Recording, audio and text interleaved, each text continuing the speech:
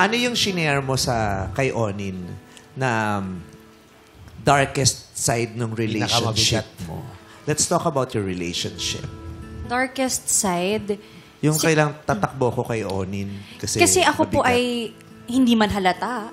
Pero one of the boys ako. Lumaki ako nakasama ko yung mga pinsan kong lalaki, yan yung mga kapatid ko na lalaki. Siguro nung time na relationship ko nafe-feel ko na parang totoo yung sabi-sabi na womanizer siya. Na talagang ang dami niyang babae. Nagkaroon ka ng ex na womanizer? Yes, nagkaroon ako ng ex. Nakailang exes ka? 2. So, yung womanizer, yung first o second? Para alam niya kasi baka nanonood sila. Ay, hindi ako yun, yung second. yung una. Alam naman niya yun. alam naman niya yung womanizer. Hindi naman niya dininay. Oo. Artista yan, artista. Hindi siya artista. Nakatrabaho ko siya sa GMA. Oh, he's a dancer and also an architect. So,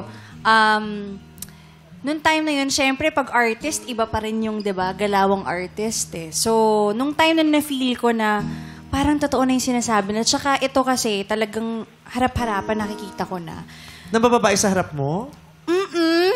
Taray kasi di ba yung nadidinig natin dito, yung nabubuking na lang nila. Tago. Pero sa'yo, paano yon? At saka ako, may ibang klase kasi, hindi ako very confrontational ako, pero hindi ako mahilig yung mga hindi ako ganon. So, ang ginagawa ko, may kinakaibigan kasi ko. Bakit naman kailangan ra-ra-ra yung sinasabi? Saan ba pwede dapat? namang sis bumba.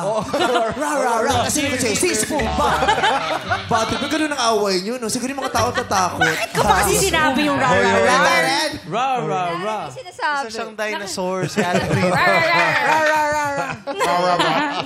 Ba't ko ba kasi sinabi yun? So, going back, eto na nga. Ito na. Paano mo siya inaano? Kinakaibigan ko yung mga nagiging babae niya.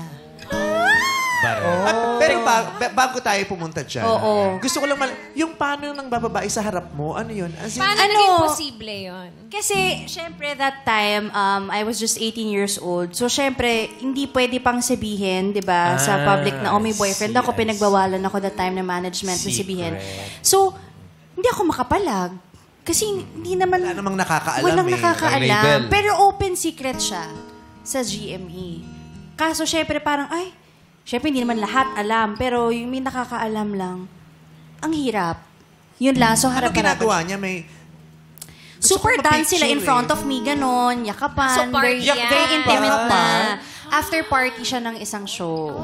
SOP yan. Hindi. After, mga 2 show pa noon after. Ano yun? Love team sila or magka-partner Hindi, sila? dancer siya daw Architect Oo. dancer eh. Oo. May naging Hindi joke siya si artista? Tita Jeline. Hindi yung... Hi, Tita Jeline! Na siya. Okay. Hindi rin si Miggy. Bakit ka natawa? Hindi, director namin yun. Hindi niya nakaedad si Miggy. Classmate ko siya. Oo, ayan, di ba? Ayun lang, siguro yun yung time na na-feel ko parang naloloko na ata ko talaga. Sobrang mukha na akong TANGA. So, doon na ako lumapit sa kapatid ko na, syempre nagtanong na ako na, iba yung perspective pa rin eh. Lalaki siya eh, di ba? Ano yung pwedeng Anong sinabi niya tungkol dun? siya? Hindi, si Ogie. Kasi yung kapatid siya. Nabigi ako eh, dito.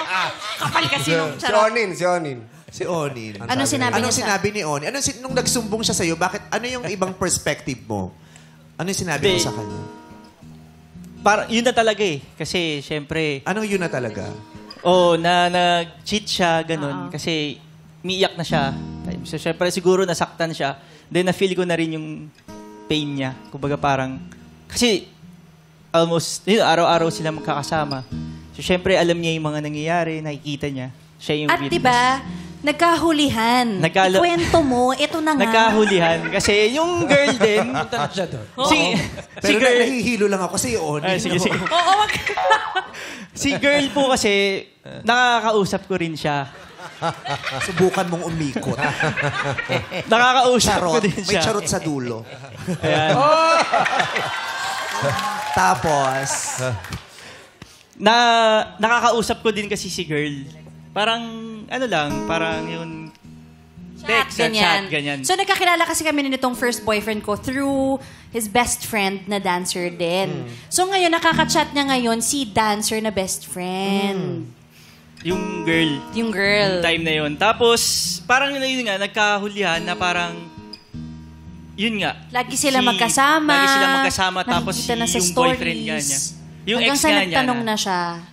So ikaw ang nakabuking? Yes. Nabuking mo din? Oo, nabuking Bilang ako din. kuya, tapos yung kapatid mo babae pa, anong may alma? Anong ginawa mo?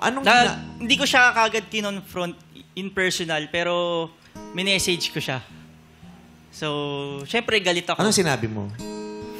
Mahaba eh. Parang, syempre, nandun yung parang sabi mo na, basta sobrang galit ako nun kasi As a nakita ko... protective kuya. Yes, sobrang protective kasi ako sa mga kapatid ko na parang... So inaway mo sa text? Ganun inaway din? ko sa text, through text, na sabi ko, huwag ka na punta dito kasi pupunta yun ng bahay eh. So, huwag na siya pupunta, huwag lang kita makikita. Sabi kong ganun.